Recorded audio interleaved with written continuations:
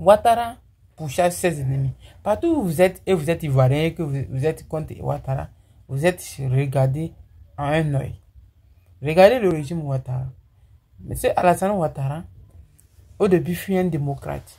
Aujourd'hui, je ne sais pas comment les Ivoiriens peuvent appeler le régime de monsieur Alassane Ouattara. Si c'est un démocrate ou un dictateur. Parce que, en réalité, dans la démocratie nous demande de faire 2 mandats. Mais M. Alassane Ouattara est en train de préparer son 4e mandat. Puisqu'il a déjà fait les 3 mandats. Que moi, je ne sais pas si il s'agit de la démocratie, ou bien de l'anarchie, ou bien de quoi. Mais je vous dis, les Ivoiriens, depuis en 2011 que la guerre a éclaté en Côte d'Ivoire et qu'il y a eu des réfugiés partout, tous les jeunes, tous les activistes qui sont à l'extérieur et qui critiquent le régime de M. Alassane Ouattara sont demandés de se taire, sinon ils seront rapatriés. C'est le cas de M. Steve Biko, qui était en Mauritanie, et qui continue à critiquer le régime ivoirien et qui fuit, qui a été rapatrié.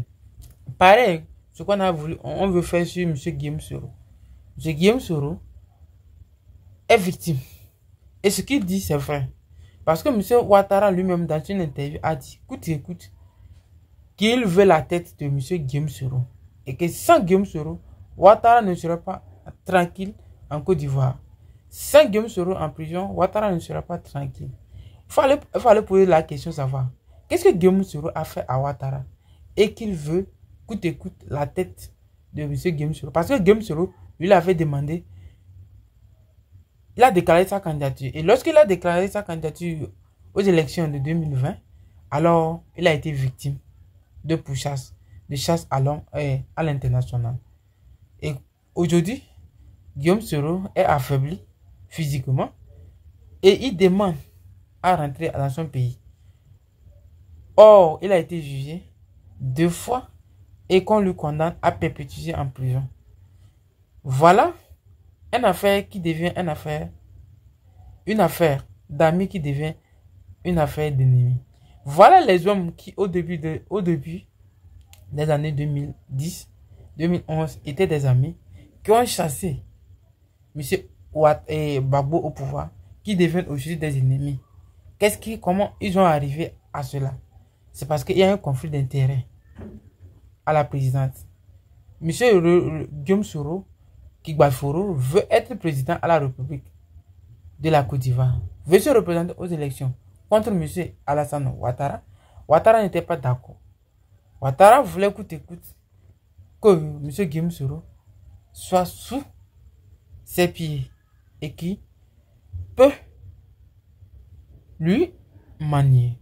Et voilà, parce que Guillaume Soro a fait des révélations aussi encore. Je veux dire, Guillaume Soro avait fait des révélations parce qu'il avait signé des accords, il avait signé des entendements devant Blaise Compaoré, avec M. Ouattara, que si Ouattara finissait le mandat, c'est lui qui allait continuer.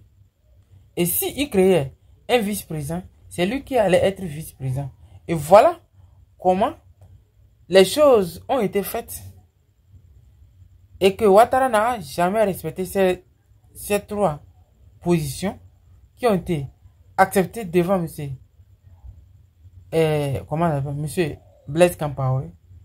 Et c'est de là qui a poussé Guillaume Soro à démissionner à la tête de l'Assemblée nationale ivoirienne et qui avait déclaré sa candidature et qui est devenu personne non grata devant M. Ouattara. Voilà les ennemis, comment Ouattara traite ses amis actuellement. Voilà ce qui se passe avec M. Dramane Ouattara, soi-disant démocrate. Je ne sais pas aujourd'hui comment vous allez le café, c'est un démocrate ou bien quoi. Voilà. Dramane Ouattara, Monsieur le Président, à vous de réagir. Je vous attends dans les commentaires.